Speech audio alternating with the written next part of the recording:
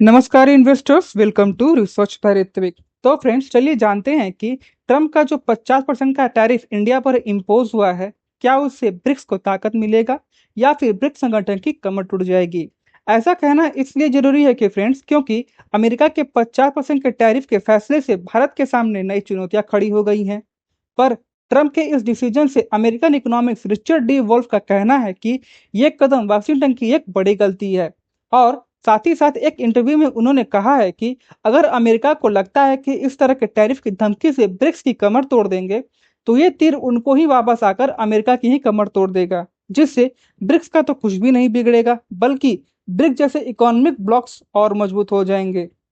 फिर friends, Richard wolf का कहना है कि इंडिया, जो अब दुनिया का सबसे ज्यादा आबादी वाला देश है और सबसे बड़ा बाजार है, वो रूस से तेल खरीद रहा है और अमेरिका इस पर हैवी टैरिफ लगा रहा है ताकि इंडिया क्रूड ऑयल इंपोर्ट करना बंद कर दे। तो फ्रेंड्स, अमेरिका को लगता है कि इससे भारत डर जाएगा और रशिया से क्रूड ऑयल खरीदना बंद कर देगा, लेकिन ऐसा कभी नहीं हो सकता, क्योंकि भारत और रूस के संबंध सोवियत एरा से भी पुराने हैं। और साथ ही साथ रसिया इंडिया के हर बुरे वक्त में हमेशा खड़ा रहा है, चाहे वो इंदिरा गांधी के वक्त बांग्लादेश का वार का टाइम हो, या फिर कोरोना के पैंडेमिक सिचुएशन का वक्त हो, या फिर न्यू टेक्नोलॉजी और नए नए डिफेंस इक्विपमेंट हो लाइक ब्रह्मोस मिसाइल और एक्सेट्रा। तो इन्वेस्टर्स एट लास्ट कहना ये है कि अगर इन बुरे वक्त में रसिया ने इंडिया का साथ कभी नहीं छोड़ा है, तो इंडिया भी कभी दगाबाजी नहीं करेगा।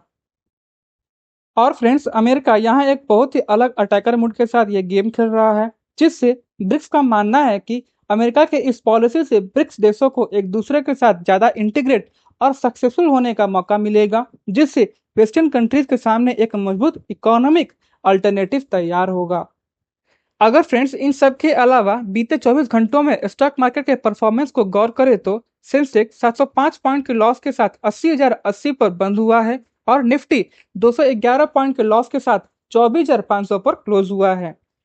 इन सब के अलावा जहां मार्केट लगातार रेट में क्लोज हो रहा है, वहां टाइटन, कोल इंडिया, हीरो मोटरकॉप, एल&टी और मारुति सुजुकी टॉप गेनर में शामिल रहे हैं, और Shriram finance, HCL technology, power grid, TCS, Tata consumer top losers में रहे हैं। फिर फ्रेंड्स, अब अगर नोम्यूरा की एक रिपोर्ट को गौर करें, तो इनका मानना है कि 25% का रेसिप्रोकल टैरिफ तो फाइनेंशियल 2026 तक जारी रह सकते हैं, लेकिन 27 अगस्त से 25% का एडिशनल पेनल्टी लागू हुआ है, में भी नवंबर के बाद हटा लिया जाएगा, जिस वजह से नोम्यूरा ने हाल ही में फाइनेंशियल 2026 के लिए भारत की जीडीपी ग्रोथ फोरकास्ट को 6.2% से घटाकर 6% कर दिया गया है। अगर अगर फ्रेंड्स, इस डाउनग्रेड की वजह के बारे में डिस्कस करें, तो कमजोर एक्सपोर्ट, जॉब मार्केट पर दबाव और लोअर इन्वेस्टमेंट को माना गया है, जो जीएसटी के किसी भी पॉजिटिव इम्पैक्ट को खत्म कर सकते हैं। आगे बढ़ने से पहले आप सभी इन्वेस्टर्स के लिए एक इम्पॉर्टेंट अनाउंसमेंट है। अगर आप इन्वेस्टर्स को लग रहा है कि आप जो स्टॉक्स बाय कर रहे हैं और वो स्टॉक्स अच्छा प्रॉफिट जनरेट नहीं कर पा रहा है, तो इस प्रॉब्लम का सॉल्यूशन लेकर आया है आपका होस्ट ऋत्विक, जहां SEBI registered research analyst guidance में आप ट्रेडिंग करके अच्छा प्रॉफिट एक्सपेक्ट कर सकते हैं। तो आप हमारे ईमेल आईडी पर अपना कॉन्टैक्ट डिटेल सेंड करिए, उसके बाद हम आपको रीच आउट कर लेंगे और आपके सारे प्रॉब्लम का सॉल्यूशन प्रोवाइड करेंगे। तो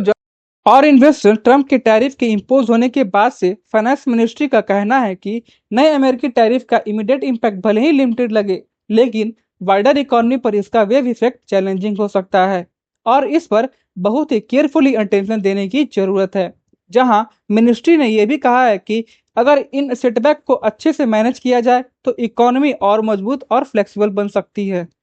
जिससे उनका मानना है कि अगर बड़ी और financial strong company short term burden उठाती हैं, तो स्मॉल और मीडियम बिजनेसेस को रिकवर और ग्रो करने का बेहतर मौका मिलेगा, क्योंकि अभी इस तरह के चैलेंजिंग सिचुएशन में नेशनल इंटरेस्ट को प्रायोरिटी देने का समय है।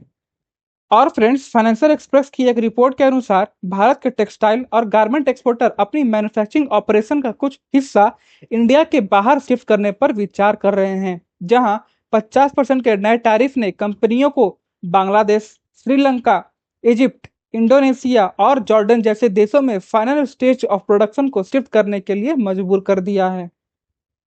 जहां एक्सपोर्टर पहले ही यूएस को विंटर कंसाइनमेंट भेज चुके थे, लेकिन स्प्रिंग ऑर्डर जो अभी प्रोसेस में है, उन पर दबाव आ गया है और सीटीए अप्रेस के चेयरमैन मुकेश कंसल ने फाइनेंशियल एक्सप्रेस को बताया है कि कुछ बायर टैरिफ हाइक को ऑफसेट करने के लिए 5 से 20% तक एडिशनल डिस्काउंट मांग रहे हैं। फिर फ्रेंड्स, बढ़ते तनाव के बावजूद अमेरिकी ट्रेजरी सेक्रेटरी स्कॉट ने बुधवार को एक ऑप्टिमिस्टिक नोट पर बात की और फॉक्स बिजनेस से बात करते हुए उन्होंने कहा कि इंडिया दुनिया का सबसे बड़ा लोकतंत्र है और यूएस दुनिया की सबसे बड़ी इकोनॉमी है। At the end of the day हम साथ आ जाएंगे, लेकिन फ्रेंड्स आगे क्या होगा पता नहीं। सो फ्रेंड्स, आपके क्या व्यू हैं? Share review in comment box and keep watching research by Ritwik.